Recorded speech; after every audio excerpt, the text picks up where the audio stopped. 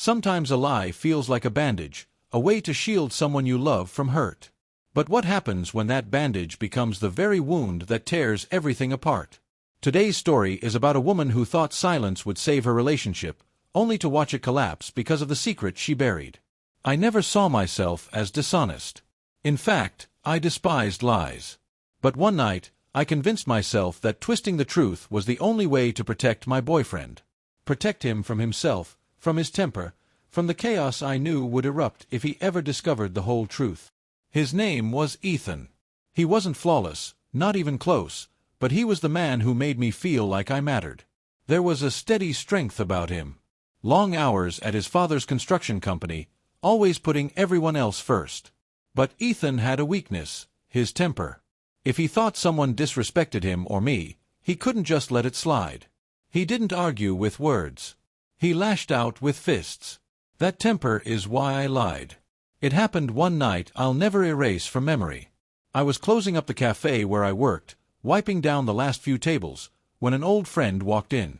His name was Marcus. We had known each other in college, though years had passed without a word. He laughed, teased, asked about life. It felt harmless, until I grabbed my bag to leave. That's when he leaned in and kissed me. Quick, sudden, completely unwanted.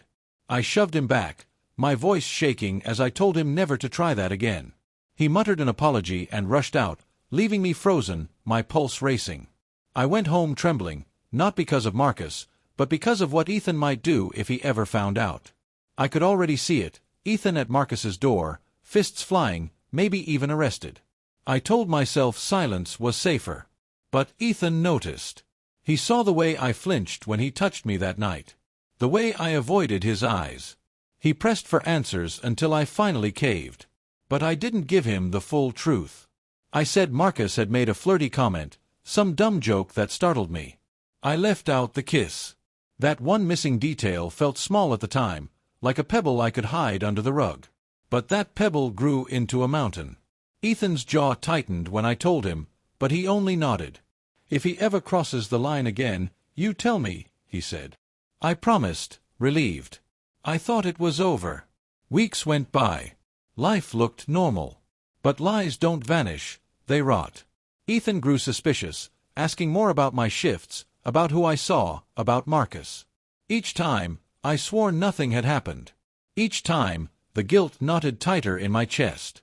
The breaking point came at a party. One of Ethan's co-workers had gotten promoted, and the place was packed.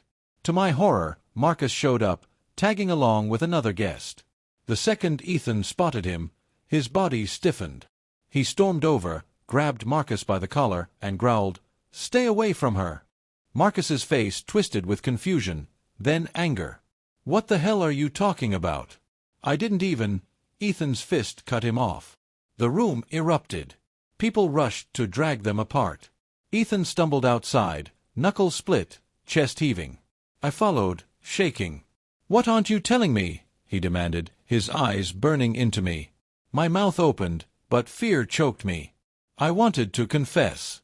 I wanted to say Marcus kissed me, that I shoved him away, that I lied to protect Ethan. But fear clamped my jaw shut. If Ethan lost control over a joke, what would he do with the truth? So I lied again. Nothing happened. You're imagining it. But he didn't buy it. From that night on, our relationship decayed. Every time my phone buzzed, he demanded to know who it was. Every time I came home late, he accused me of seeing Marcus. Love drained from us, replaced by suspicion and silence. And then the truth surfaced in the cruelest way. Marcus's girlfriend messaged me out of nowhere. Her words were sharp, almost smug. Asterisk, tell your boyfriend the truth before I do. Marcus told me everything. Asterisk, my stomach dropped. If Ethan heard it from her, it would sound like betrayal. I rushed to his place, desperate to explain. But when I walked in, I froze. He was already sitting there, phone in hand, reading the message. His eyes were hollow when they lifted to mine. "So it was true," he whispered. "No," I begged. "Ethan, listen. He kissed me, yes, but I shoved him away. I never wanted it. I didn't tell you because I was scared. I was protecting you." His face twisted, not with anger, but with something worse. Hurt. Protecting me. You lied for months. You let me think I was paranoid. You made me doubt myself, doubt us. And you call that protection? Tears blurred my vision. I thought I was saving you. His laugh was bitter. No. You saved yourself. You let me spiral while you sat there pretending nothing was wrong. I reached for him, but he pulled back. His voice was final.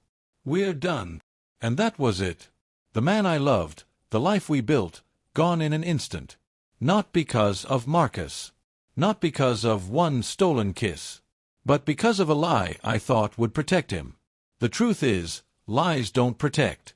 They don't shield. They corrode. And sometimes they destroy the very thing you swore you were trying to save. That's the cruel part about lies.